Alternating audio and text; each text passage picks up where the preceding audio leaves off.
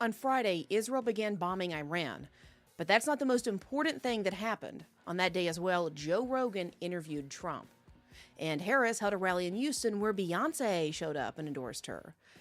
Rogan's interview was the leading headline across most outlets, like it was some earth-shattering ordeal. Second to that was Beyonce at the Harris rally.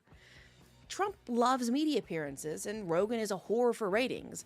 Rogan is trying so hard to stay young and a bro that if this meathead leaned any farther into MAGA, he'd fall directly into Trump's ass. Am I the only one who remembers Rogan saying he'd never interview Trump and that he had no intention of helping his candidacy? Rogan licks his finger to the wind. Whichever way it blows, he goes. But good Lord, I think he's a dope, but could he at least do what he said? He's like Vance being a never-Trumper and then being his VP. It's such bold hypocrisy. You wonder if you're actually remembering history correctly. Besides, who even cares if some mid-fighter, mid-comedian says or does about voting in the first place?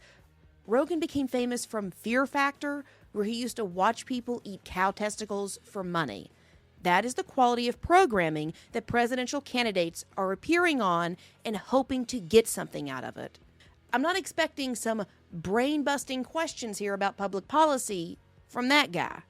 Little side rant here. You know how the Trump campaign and MAGA is constantly bitching and moaning about Kamala Harris not doing enough interviews?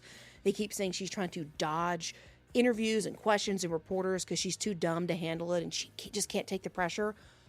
Well, have they looked in a mirror? What is Trump doing going on all these bro podcasts? I'm sorry, I don't think Rogan is going to ask anything deep or bussin' with the boys or any of these other bro podcasts that he thinks he's going to go on. Why don't you go talk to real journalists, real reporters, experts, and really get grilled? You complaining that Kamala won't take any interviews is no different than you taking the easy ones. Sorry, but J.D. Vance getting interviewed by Tim Dillon, that has nothing to do with anything. A comedian can't know anything about public policy that is going to impact my life or make me change my opinion. It's all political porn. And Harris headlining with Beyonce? Who gives a if some broad who got famous for singing a song called Bootylicious is endorsing someone for president? Why do I give a rat's ass? Why doesn't she just stay away and cling to the only thing that gave her a career? Jay-Z. I've got 99 problems, and believe me, Kamala is all of them. Rogan and Beyonce are only the icing on the cake of what this show election has become. If a celebrity won't get you to vote, then how about some poverty porn? Usually candidates boast about how accomplished, intelligent, determined, and high-achieving they are. Not anymore. It's a race to the golden bottom. Harris was the first to brag about working at McDonald's. Like, oh, you little plebe, you surf? Your master was once a pitiful little loser like you too. I worked the fries. To think that relating to Americans via McDonald's would be a winning strategy should tell you everything you need to know about this country. Then you got Trump, who ups this hoe and holds a press event at McDonald's where he works the fry machine and operates the drive-thru. Well, slap my and call me a dumbass. This is one supersized load of placating the voter that is just a little bit too much for me. Whether anyone worked at McDonald's or not, or can work the fryer, doesn't matter one hill of beans in a presidential election. We're on the verge of two wars. I don't care if you make the crispiest fries. But this is merely silliness upon silliness. Remember that roll call vote at the Democratic National Convention where Lil Jon came out and rapped the roll call votes of the state of Georgia? And then how Hulk Hogan showed up and ripped his shirt off at the Republican National Convention? And then let's not forget that bald, self-proclaimed slut, nude photo sharing, abortion-loving atheist Amber Rose, who came out with a tattoo on her head and spoke in favor of Trump. Am I taking crazy pills? No, this isn't the movie Idiocracy. These are your 2024 candidates. I keep expecting Camacho to come out and for us to start watering our crops with Gatorade. No one cares or remembers about Hurricane Helene or Milton. Nah.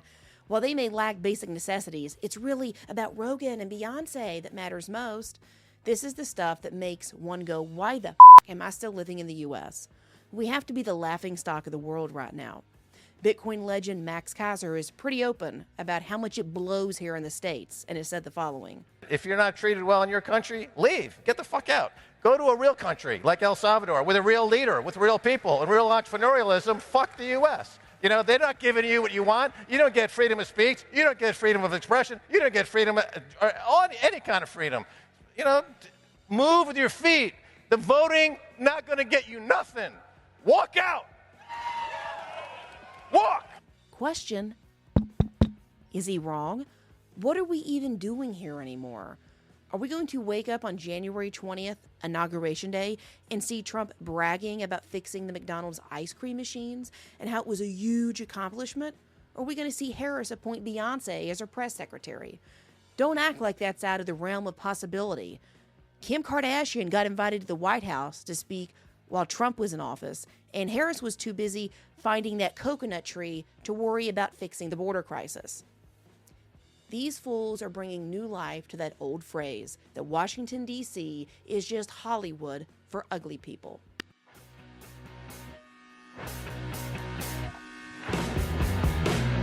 Thanks for listening to Broad Thinking. Be sure to tune in next week for an all-new episode. In the meantime, if you're looking to enlighten yourself with some controversial topics, check out my interview with Celeste Solum, who talks about how the global elite are planning to kill you. Or check out my interview with Dustin Nemos, who talks about how Trump is the Antichrist and how Trump staged his assassination attempt. Those interviews are so controversial, you'll only find them on BitChute, Rumble, and Brighteon.